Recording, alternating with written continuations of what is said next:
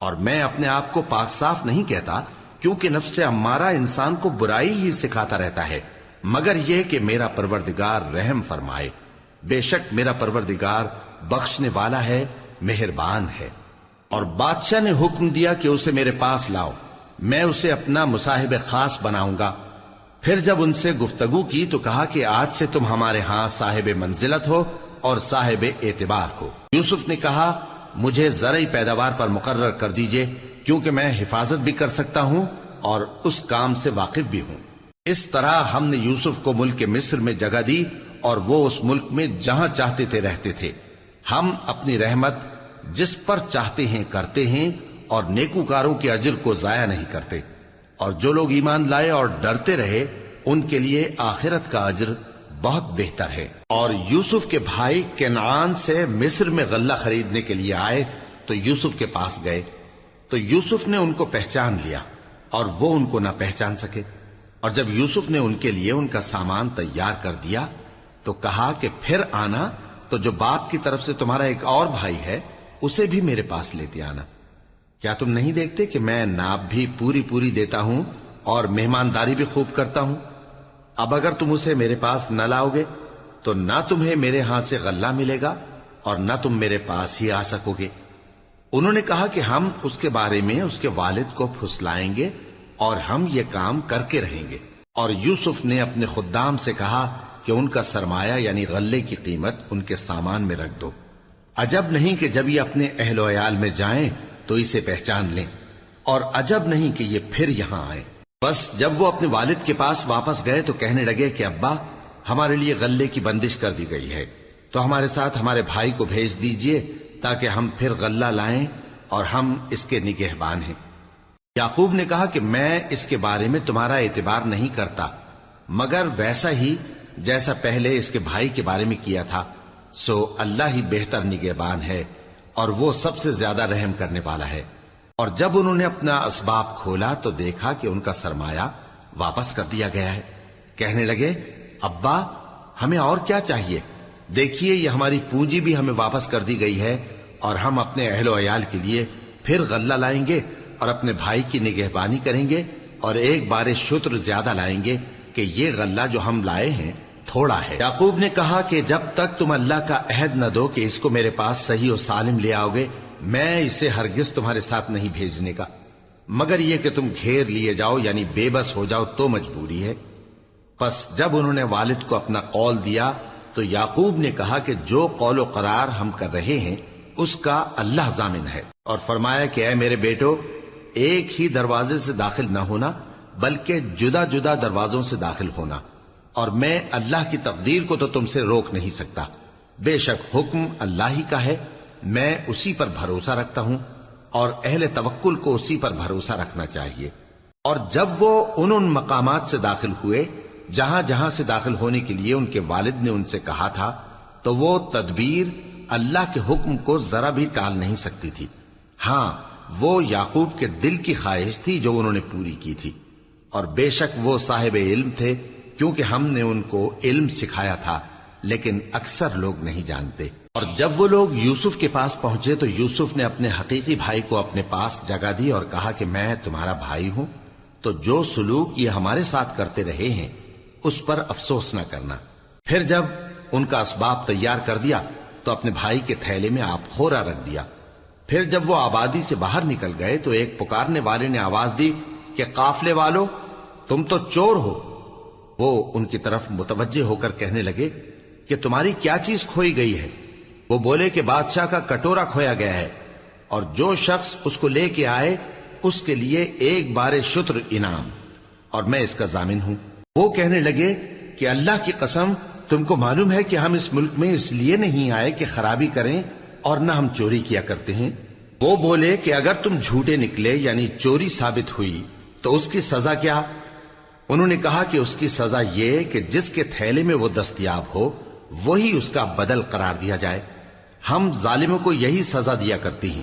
پھر یوسف نے اپنے بھائی کے تھیلے سے پہلے ان کے تھیلوں کو دیکھنا شروع کیا، پھر اپنے بھائی کے تھیلے میں سے اس کو نکال لیا۔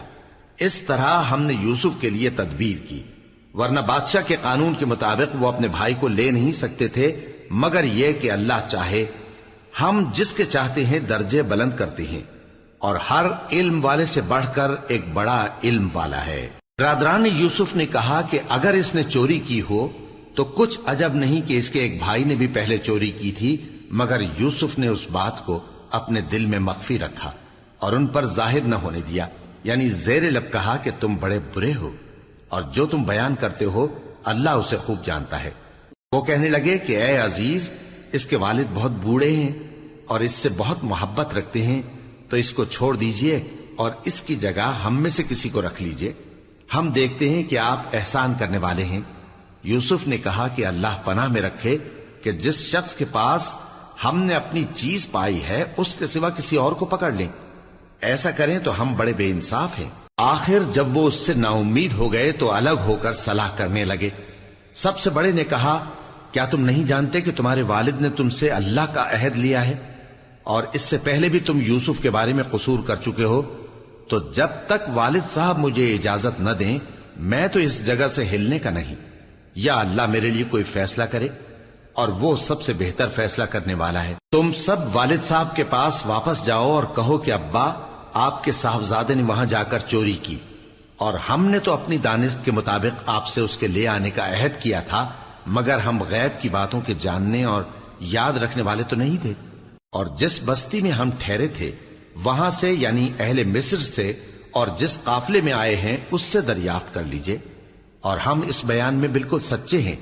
جب انہوں نے یہ بات یعقوب سے آ کر کہی تو انہوں نے کہا کہ حقیقت یوں نہیں ہے، بلکہ یہ بات تم نے اپنے دل سے بنا لی ہے، تو صبر ہی بہتر ہے۔ عجب نہیں کہ اللہ ان سب کو میرے پاس لے آئے، بے شک وہ علم والا ہے، حکمت والا ہے۔ اور ان کے پاس سے چلے گئے اور کہنے لگے کہ ہائے افسوس یوسف پر، ہائے افسوس، اور رنج و الم میں ان کی آنکھیں سفید ہو گئیں اور ان کا دل غم سے بھر رہا تھا۔ بیٹے کہنے لگے کہ واللہ آپ تو یوسف کو اسی طرح یاد ہی کرتے رہیں گے یہاں تک کہ آپ گھل جائیں گے یا جان ہی دے دیں گے۔ انہوں نے کہا کہ میں تو اپنے غم و اندوہ کا اظہار اللہ سے کرتا ہوں، اور اللہ کی طرف سے وہ باتیں جانتا ہوں جو تم نہیں جانتے۔ اے بیٹو، یوں کرو کہ ایک دفعہ پھر جاؤ اور یوسف اور اس کے بھائی کو تلاش کرو، اور اللہ کی رحمت سے نا امید نہ ہونا کہ اللہ کی رحمت سے تو کافر لوگ ہی نا امید ہوا کرتے ہیں۔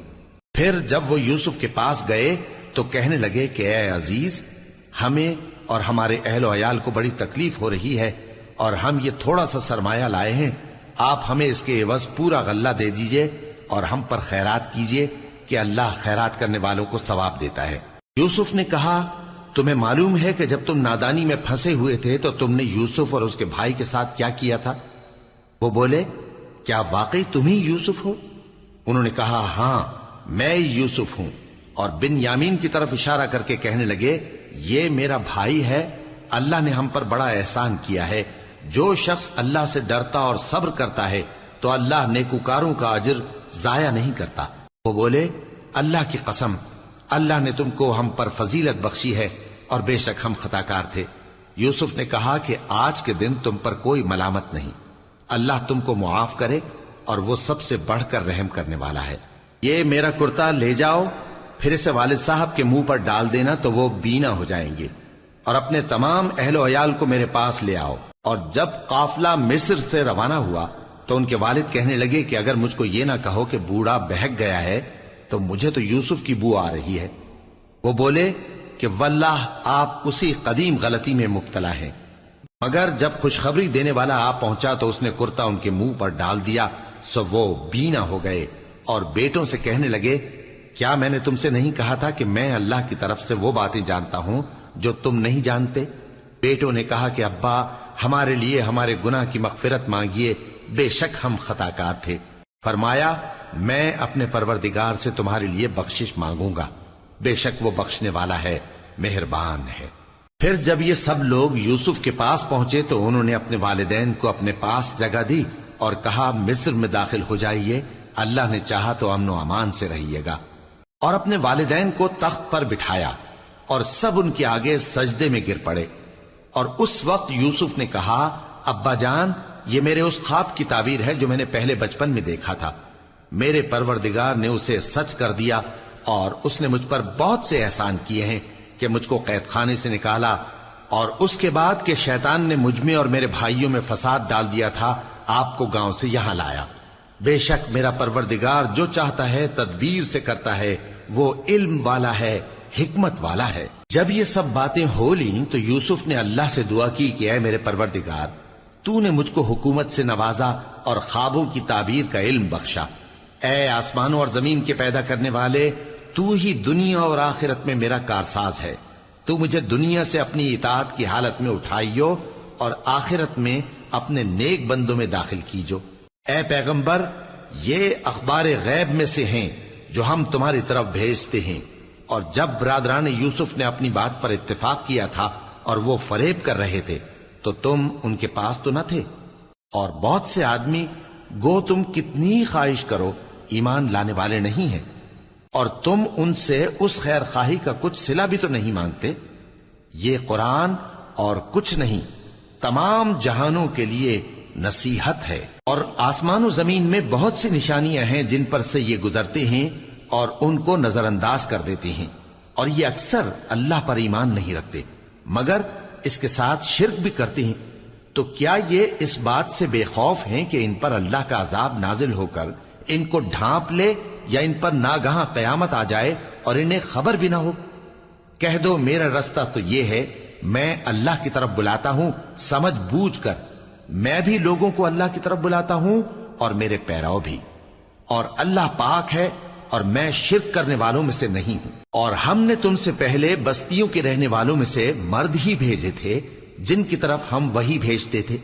کیا ان لوگوں نے ملک میں سیر و سیاحت نہیں کی کہ دیکھ لیتے کہ جو لوگ ان سے پہلے تھے ان کا انجام کیا ہوا؟ اور متقیوں کے لیے آخرت کا گھر بہت اچھا ہے، کیا تم سمجھتے نہیں؟ یہاں تک کہ جب پیغمبر نا امید ہو گئے اور انہوں نے خیال کیا کہ اپنی نصرت کے بارے میں جو بات انہوں نے کہی تھی اس میں وہ سچے نہ نکلے، تو ان کے پاس ہماری مدد آ پہنچی، پھر جسے ہم نے چاہا بچا دیا، اور ہمارا عذاب اتر کر گناہگار لوگوں سے پھیرا نہیں کرتا۔ ان کے قصے میں عقل مندوں کے لیے عبرت ہے۔ یہ قرآن ایسی بات نہیں ہے جو اپنے دل سے بنائی گئی ہو، بلکہ جو کتابیں اس سے پہلے نازل ہوئی ہیں ان کی تصدیق کرنے والا ہے، اور ہر چیز کی تفصیل کرنے والا، اور مومنوں کے لیے ہدایت اور رحمت ہے۔ شروع اللہ کا نام لے کر جو بڑا مہربان نہایت رحم والا ہے۔ الف لام میم را۔ اے نبی، یہ کتاب الہی کی آیتیں ہیں، اور جو کچھ تمہارے پروردگار کی طرف سے تم پر نازل ہوا ہے حق ہے، لیکن اکثر لوگ ایمان نہیں لاتے۔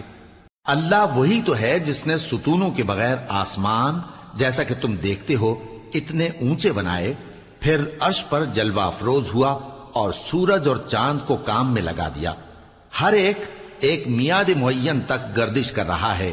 وہی دنیا کے کاموں کا انتظام کرتا ہے، اس طرح وہ اپنی آیتیں کھول کھول کر بیان کرتا ہے کہ تم اپنے پروردگار کے روبرو جانے کا یقین کرو۔ اور وہی ہے جس نے زمین کو پھیلایا اور اس میں پہاڑ اور دریا پیدا کیے اور ہر طرح کے میووں کی دو دو قسمیں بنائیں۔ وہی رات کو دن کا لباس پہناتا ہے، غور کرنے والوں کے لیے اس میں بہت سی نشانیاں ہیں۔ اور زمین میں کئی طرح کے قطعات ہیں ایک دوسرے سے ملے ہوئے، اور انگور کے باغ اور کھیتی اور کھجور کے درخت، بعض کی بہت سی شاخیں ہیں اور بعض کی اتنی نہیں ہوتی، باوجود کہ پانی سب کو ایک ہی ملتا ہے۔ اور ہم بعض میووں کو بعض پر لذت میں فضیلت دیتی ہیں، اور اس میں سمجھنے والوں کے لیے بہت سی نشانیاں ہیں۔ اگر تم عجیب بات سننی چاہو تو کافروں کا یہ کہنا عجیب ہے کہ جب ہم مر کر مٹی ہو جائیں گے تو کیا اثر نو پیدا ہوں گے؟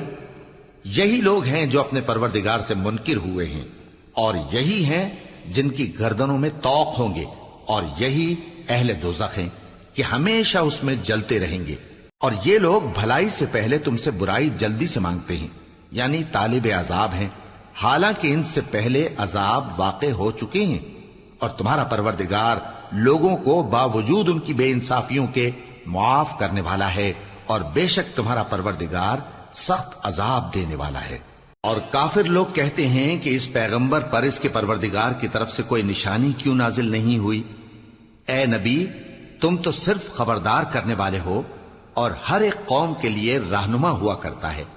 اللہ ہی اس بچے سے واقف ہے جو عورت کے پیٹ میں ہوتا ہے، اور وہی پیٹ کے سکڑنے اور بڑھنے سے بھی واقف ہے، اور ہر چیز کا اس کے ہاں ایک اندازہ مقرر ہے۔ وہ چھپی اور ظاہر چیزوں کا جاننے والا ہے، سب سے بزرگ ہے، عالی رتبہ ہے۔ کوئی تم میں سے چپکے سے بات کہے یا پکار کر، یا رات کو کہیں چھپ جائے یا دن کی روشنی میں کھلم کھلا چلے پھرے، اللہ کے نزدیک برابر ہے۔ اس کے آگے اور پیچھے اللہ کے چوکیدار ہیں جو اللہ کے حکم سے اس کی نگرانی کرتے ہیں۔ اللہ اس نعمت کو جو کسی قوم کو حاصل ہے نہیں بدلتا جب تک کہ وہ اپنی حالت کو نہ بدلے، اور جب اللہ کسی قوم کے ساتھ برائی کا ارادہ کرتا ہے تو وہ پھر نہیں سکتی، اور اللہ کے سوا ان کا کوئی مددگار نہیں ہوتا۔ وہی تو ہے جو تم کو ڈرانے اور امید دلانے کے لیے بجلی دکھاتا اور بھاری بھاری بادل پیدا کرتا ہے، اور رعد اور فرشتے سب اس کے خوف سے اس کی تسبیح و تحمید کرتے رہتے ہیں۔ اور وہی بجلیاں بھیجتا ہے، پھر جس پر چاہتا ہے گرا بھی دیتا ہے، جبکہ وہ اللہ کے بارے میں جھگڑتے ہیں، اور وہ بڑی قوت والا ہے۔ کام کا پکارنا تو اسی کا ہے، اور جن کو یہ لوگ اس کے سوا پکارتے ہیں وہ ان کی پکار کو کسی طرح قبول نہیں کرتے، مگر اس شخص کی طرح جو اپنے دونوں ہاتھ پانی کی طرف پھیلا دے تاکہ دور ہی سے اس کے منہ تک آ پہنچے، حالانکہ وہ اس تک کبھی بھی نہیں آ سکتا۔ اور اسی طرح کافروں کی پکار بیکار ہے۔ اور جتنی مخلوقات آسمانوں اور زمین میں ہے، خوشی سے یا ناخوشی سے اللہ کے آگے سجدہ کرتی ہے، اور ان کے سائے بھی صبح و شام سجدے کرتے ہیں۔ ان سے پوچھو کہ آسمانوں اور زمین کا پروردگار کون ہے؟ تم ہی کہہ دو کہ اللہ۔ ان سے کہو کہ کیا تم نے اللہ کو چھوڑ کر ایسے لوگوں کو کارساز بنایا ہے جو خود اپنے نفع و نقصان کا بھی اختیار نہیں رکھتے؟ کہو کیا اندھا اور آنکھوں والا برابر ہیں، یا اندھیرا اور اجالا برابر ہو سکتا ہے؟ بھلا ان لوگوں نے جن کو اللہ کا شریک مقرر کیا ہے، کیا انہوں نے اللہ کسی مخلوقات پیدا کی ہے جس کے سبب ان کے لیے مخلوقات مشتبہ ہو گئی ہے؟ کہہ دو کہ اللہ ہی ہر چیز کا پیدا کرنے والا ہے، اور وہ یکتا ہے، بڑا زبردست ہے۔ اسی نے آسمان سے مے برسایا، پھر اس سے اپنے اپنے اندازے کے مطابق نالے بہ نکلے، پھر پانی پر پھولا ہوا جھاگ آ گیا۔ اور جس چیز کو زیور یا کوئی اور سامان بنانے کے لیے آگ میں تپاتے ہیں اس میں بھی ایسا ہی جھاگ ہوتا ہے۔ اس طرح اللہ حق و باطل کی مثال بیان فرماتا ہے۔ سو جھاگ تو سوکھ کر زائل ہو جاتا ہے، اور پانی جو لوگوں کو فائدہ پہنچاتا ہے وہ زمین میں ٹھہرا رہتا ہے۔ اس طرح اللہ صحیح اور غلط کی مثالیں بیان فرماتا ہے تاکہ تم سمجھو۔ جن لوگوں نے اللہ کے حکم کو قبول کیا ان کی حالت بہت بہتر ہوگی، اور جنہوں نے اس کو قبول نہ کیا، اگر روئے زمین کے سب خزانے ان کے اختیار میں ہوں تو وہ سب کے سب اور ان کے ساتھ اتنے ہی اور نجات کے بدلے میں صرف کر ڈالیں، مگر نجات کہاں؟ ایسے لوگوں کا حساب بھی برا ہوگا، اور ان کا ٹھکانہ بھی دوزخ ہے، اور وہ بری جگہ ہے۔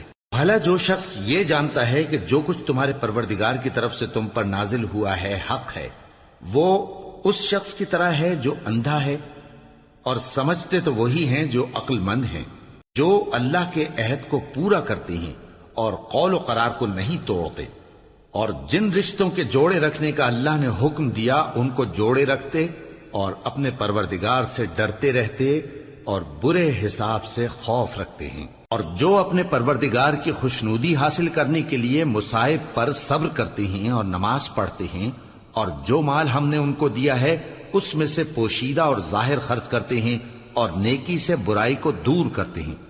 یہی لوگ ہیں جن کے لیے عاقبت کا گھر ہے، یعنی ہمیشہ رہنے کے باغات جن میں وہ داخل ہوں گے، اور ان کے باپ دادوں اور بیویوں اور اولاد میں سے جو نیکوکار ہوں گے وہ بھی بہشت میں جائیں گے، اور فرشتے بہشت کے ہر ایک دروازے سے ان کے پاس آئیں گے اور کہیں گے تم پر سلام ہو، یہ تمہاری ثابت قدمی کا بدلہ ہے، اور عاقبت کا گھر خوب گھر ہے۔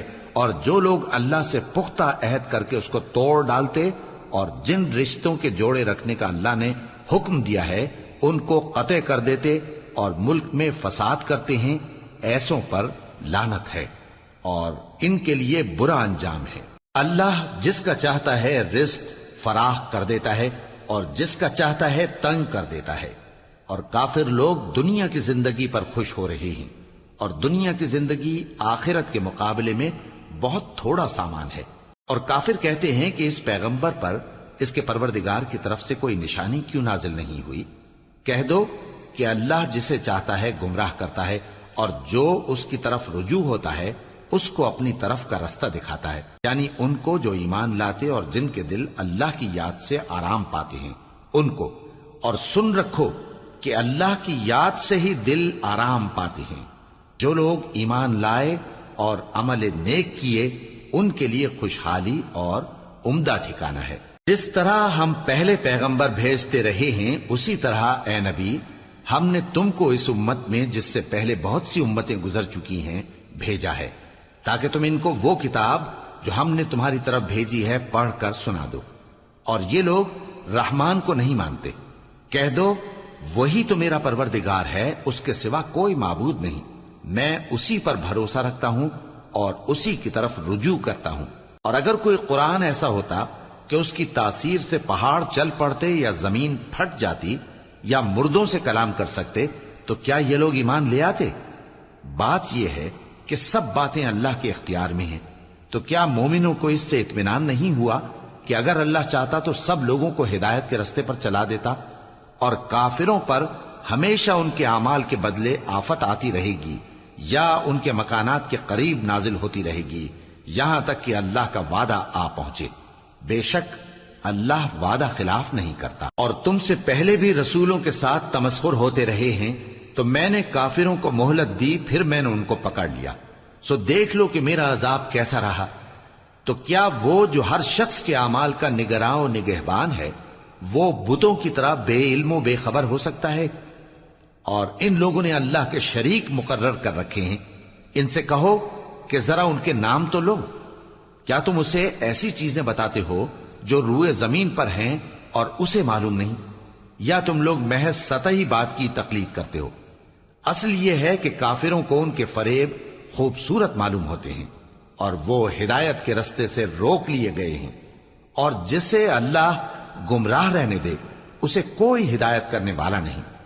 ان کو دنیا کی زندگی میں بھی عذاب ہے اور آخرت کا عذاب تو بہت ہی سخت ہے، اور ان کو اللہ کے عذاب سے کوئی بھی بچانے والا نہیں۔ جس جنت کا پرہیزگاروں سے وعدہ کیا گیا ہے اس کی شان یہ ہے کہ اس کے نیچے نہریں بہہ رہی ہیں، اس کے پھل ہمیشہ باقی رہنے والے ہیں اور اس کے سائے بھی۔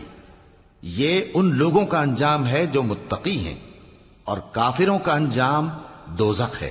اور جن لوگوں کو ہم نے کتاب دی ہے وہ اس کتاب سے جو تم پر نازل ہوئی ہے خوش ہوتی ہیں، اور بعض فرقے اس کی بعض باتیں نہیں بھی مانتے۔ کہہ دو کہ مجھ کو یہی حکم ہوا ہے کہ اللہ ہی کی عبادت کروں اور اس کے ساتھ کسی کو شریک نہ بناؤں، میں اسی کی طرف بلاتا ہوں اور اسی کی طرف مجھے لوٹنا ہے۔ اور اسی طرح ہم نے اس قرآن کو عربی زبان کا فرمان بنا کر نازل کیا ہے، اور اگر تم علم آ جانے کے بعد ان لوگوں کی خواہشوں کے پیچھے چلو گے تو اللہ کے سامنے کوئی نہ تمہارا مددگار ہوگا اور نہ کوئی بچانے والا۔ اور اے نبی ہم نے تم سے پہلے بھی پیغمبر بھیجے تھے اور ان کو بیویاں اور اولاد بھی دی تھیں، اور کسی پیغمبر کے اختیار کی بات نہ تھی کہ اللہ کے حکم کے بغیر کوئی نشانی لے آتا۔ ہر حکم قضا کتاب میں لکھا ہوا ہے۔ اللہ جس چیز کو چاہتا ہے مٹا دیتا ہے اور جس کو چاہتا ہے باقی رکھتا ہے، اور اسی کے پاس اصل کتاب ہے۔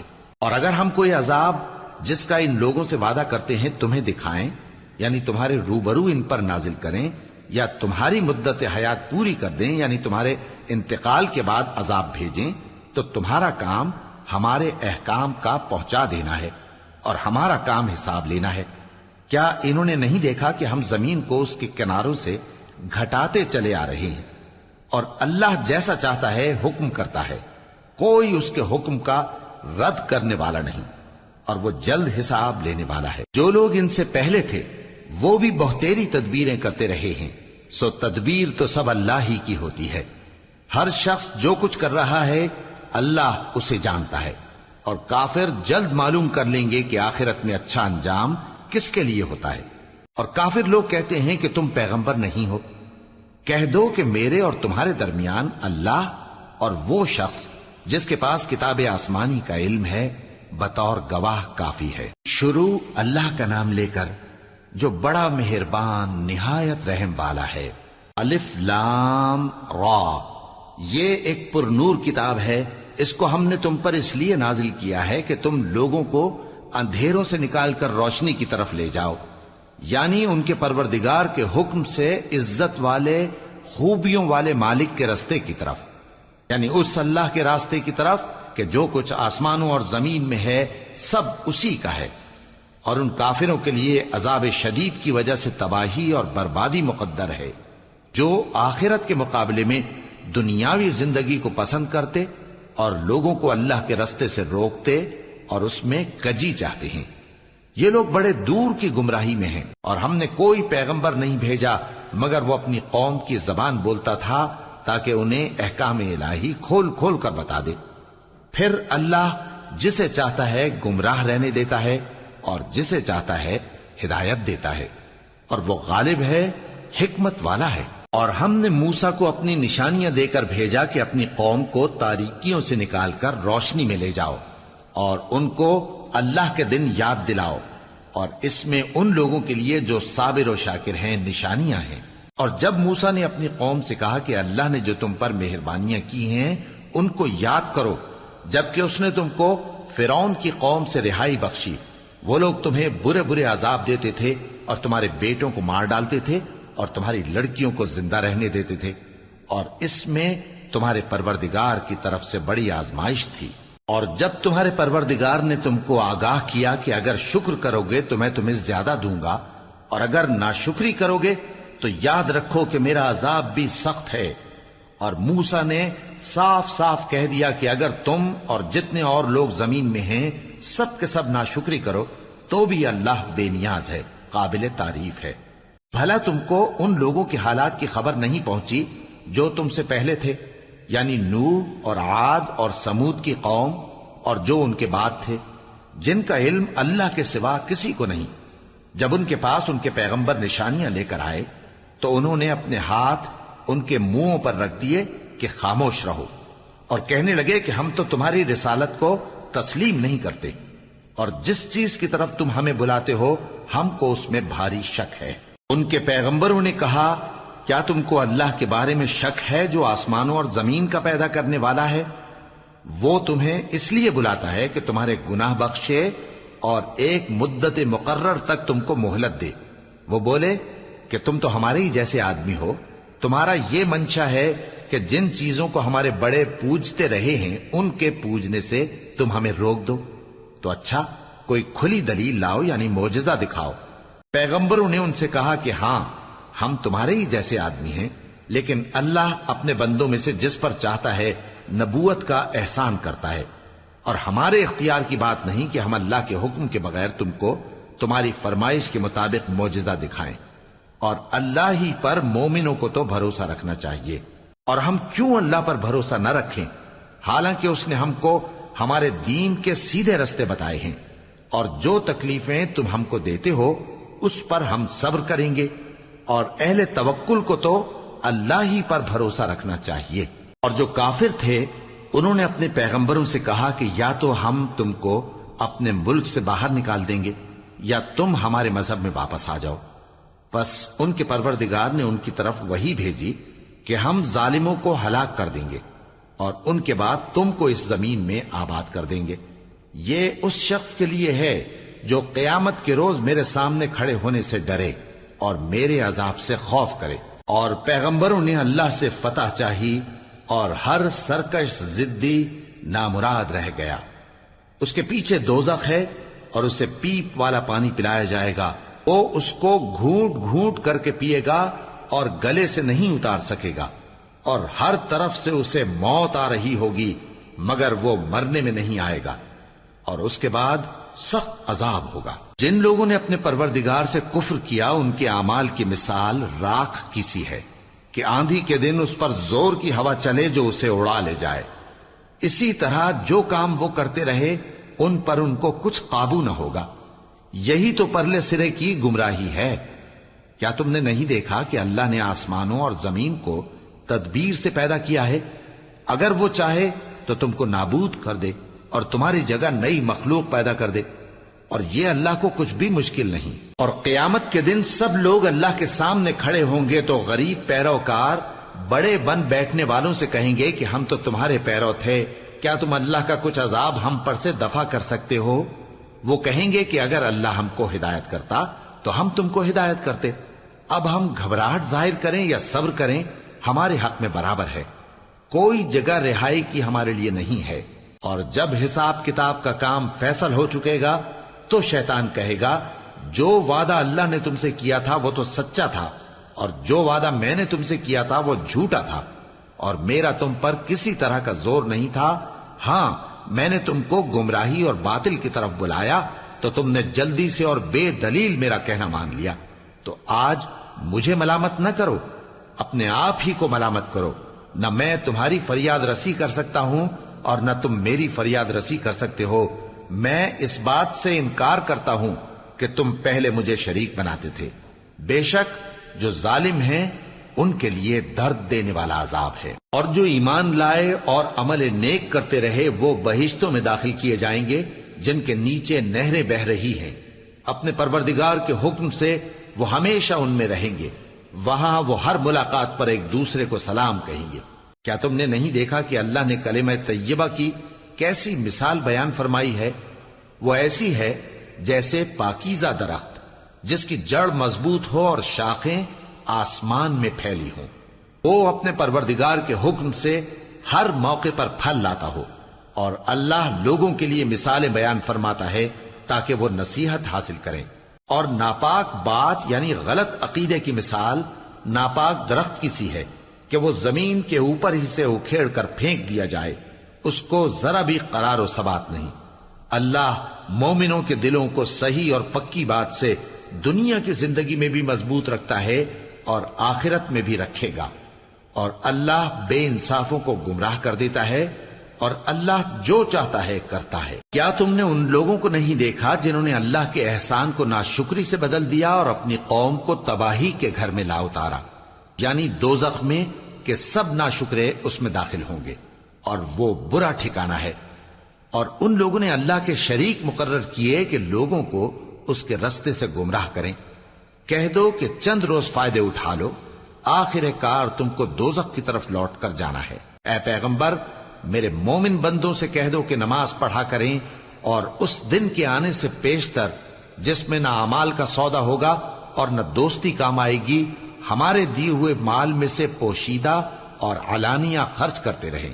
اللہ ہی تو ہے جس نے آسمانوں اور زمین کو پیدا کیا اور آسمان سے مے برسایا، پھر اس سے تمہارے کھانے کے لیے پھل پیدا کیے اور کشتیوں اور جہازوں کو تمہارے زیر فرمان کیا تاکہ وہ سمندر میں اس کے حکم سے چلیں، اور نہروں کو بھی تمہارے زیر فرمان کیا، اور سورج اور چاند کو تمہارے لیے کام میں لگا دیا کہ دونوں دن رات ایک ڈگر پر چل رہے ہیں، اور رات اور دن کو بھی تمہاری خاطر کام میں لگا دیا، اور جو کچھ تم نے مانگا سب میں سے تم کو عنایت کیا۔